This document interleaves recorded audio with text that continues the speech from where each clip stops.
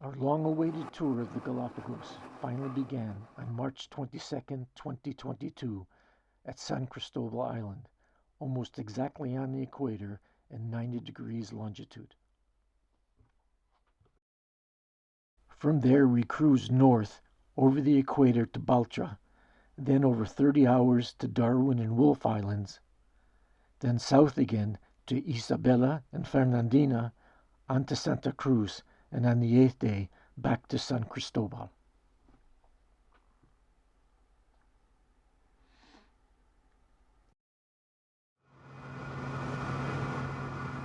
We were so lucky to get great panoramic and close-up views of the iconic Galapagos topography of volcanic cones. We saw the basalt layers laid down by successive eruptions and the peculiar volcanic young soil.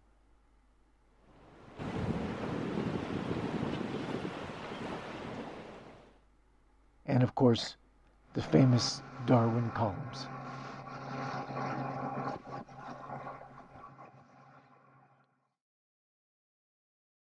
We visited the turtle farms on Santa Cruz and learned more about how the Galapagos and its biological treasures came into being and how it's surviving.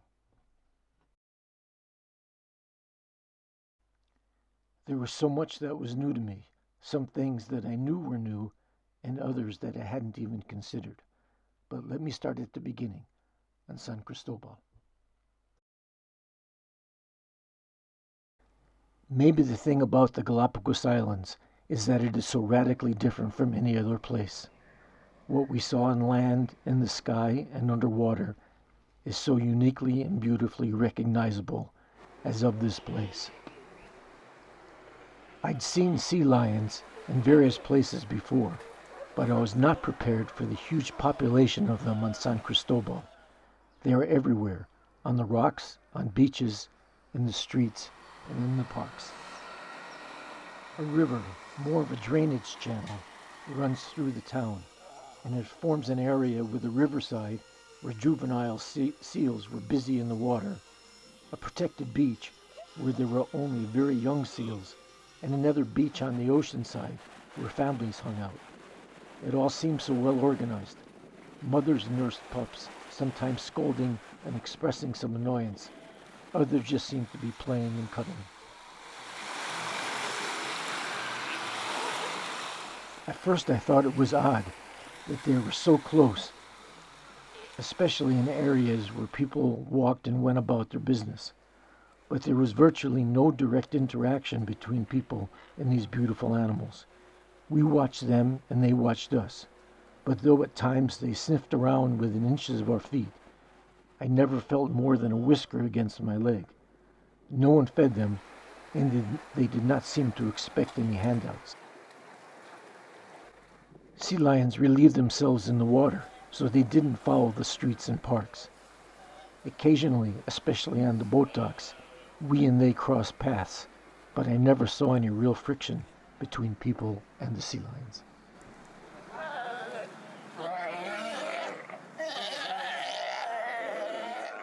The first non-seal marine creature I saw were the ubiquitous Sally Lightfoot crabs. Supposedly named for a Caribbean dancer, these crabs get a firm hold on the rocks by sticking the tips of their pointed legs into the tiny holes in the lava and hold on tight. This way they can avoid falling off, even when powerful waves wash over them. John Steinbeck observed them at length in Monterey, California, and couldn't get over how nimble on rocks and underwater they are. I wondered if that explains why I never saw a sea lion even try to capture one to eat. On the beach I saw ruddy turnstones, obviously named for the way they poke amongst the sand grains for bits of food. And the occasional brown pelican was hanging out. The swallow-tailed gulls were beautiful to see. The swallowtail is the only gull that feeds exclusively at night, often on fish and squid quite far from shore. And the iconic blue-footed boobies readily demonstrated their mating rituals of raising their heads, making a lot of noise,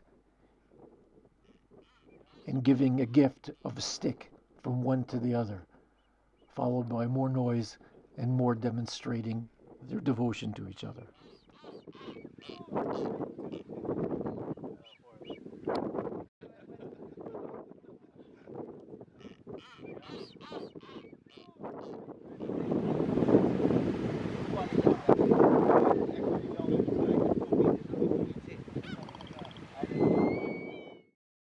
Between swooping and soaring overhead, frigate birds build nests, and males inflate their throat pouches to attract females.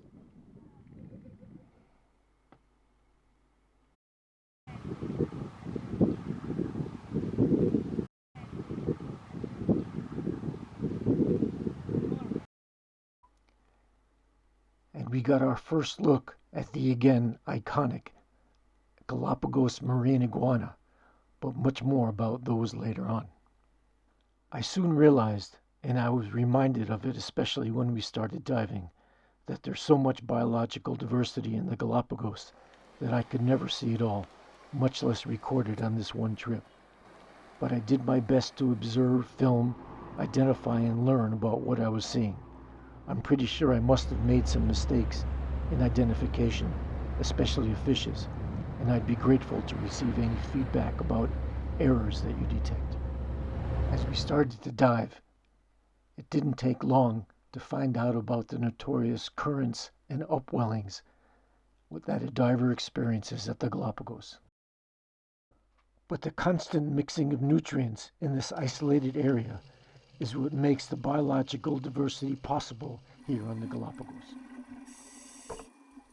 Now, just to get this over with, though we saw some hammerheads, I was unable to get any good shots of them. Yes, it's a hammerhead. Oh well, maybe next time. There were some beautiful giant schools of barracuda and of these Galapagos grunts.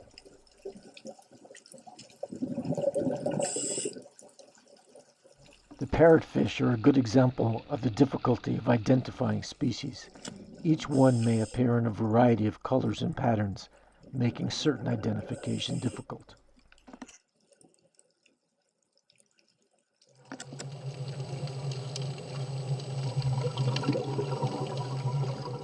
These Moorish idols are always wonderful to watch.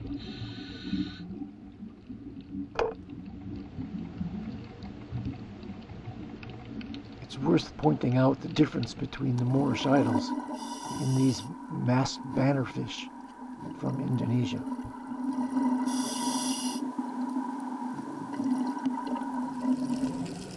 Flounder have these lovely patterns that provide camouflage on the sandy bottom.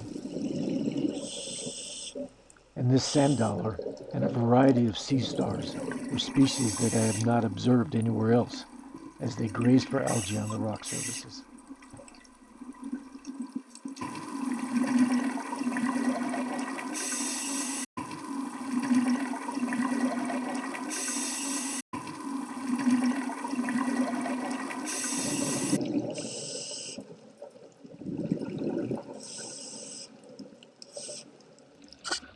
At first I thought that this all-white chief rock snail must be dead, but the book tells me that it is very much alive.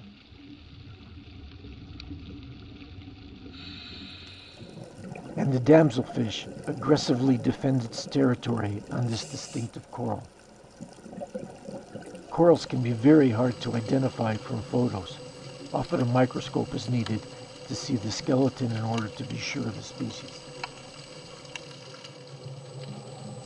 These Mexican hogfish, a member of the wrasse family, go through extreme shape and color changes from the juvenile phase to full maturity.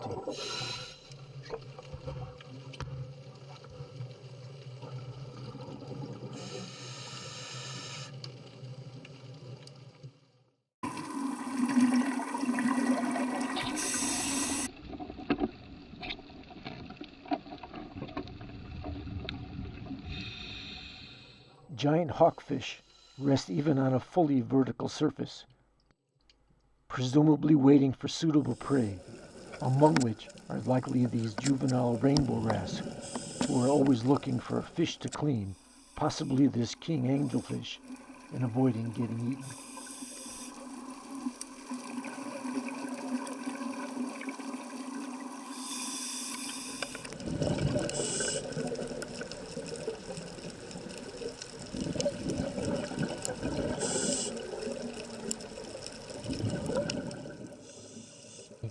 This cabrilla, a member of the sea bass family, sits placidly on rocky surfaces.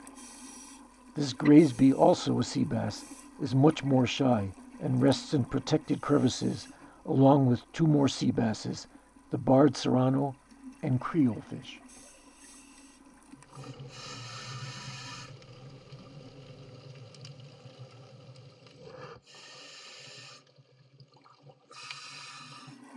And still one more sea bass, this juvenile hamlet, sits among the beautiful and distinctive orange solitary corals and reef-building corals.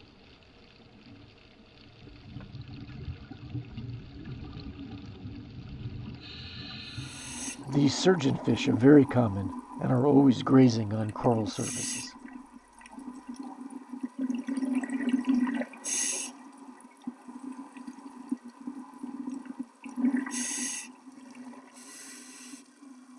And puffers are also common and seem to like to pose for the camera.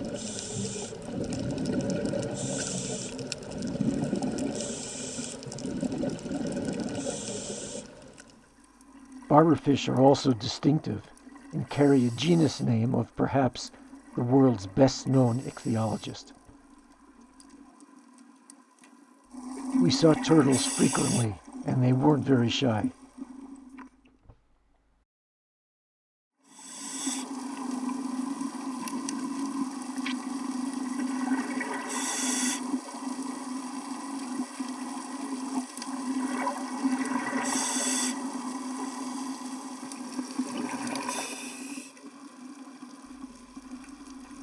There were plenty of eels tucked among the coral formations, and they were always happy to pose menacingly.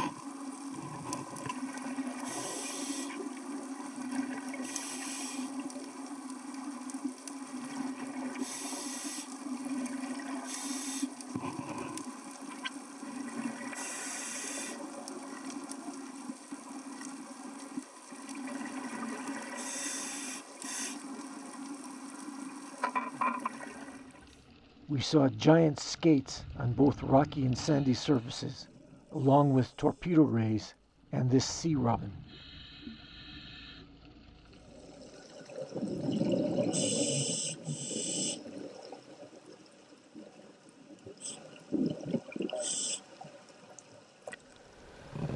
I must admit I was a little nervous in the caves, where the exit was not always visible, but it was well worth it in order to see the turtles, the scorpion fish, and the sea lions darting all around.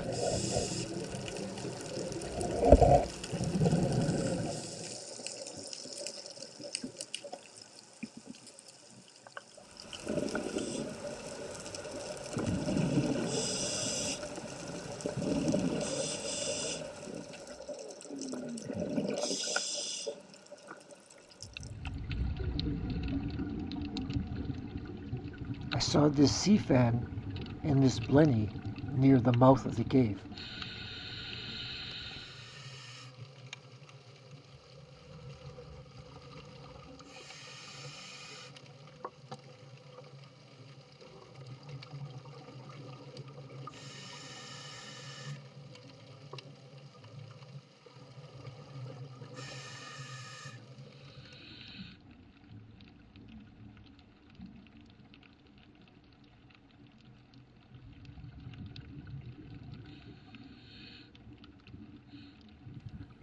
But these sea pens, two species I think, one of which is endemic to the Galapagos, were the biggest surprises. In the cave.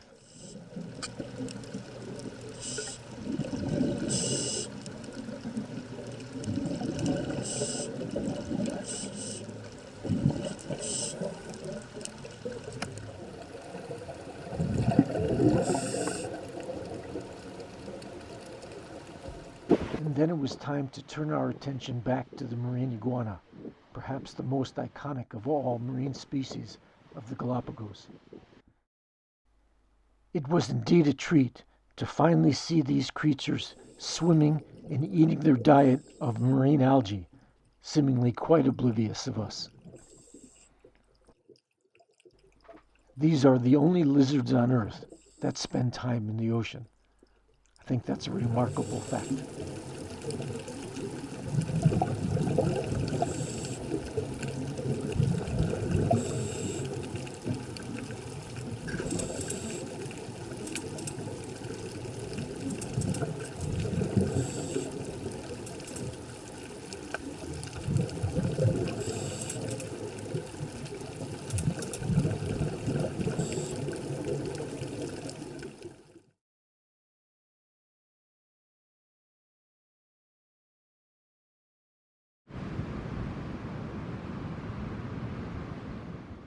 And then it was almost like returning home to our sea lion friends in San Cristobal and then heading home.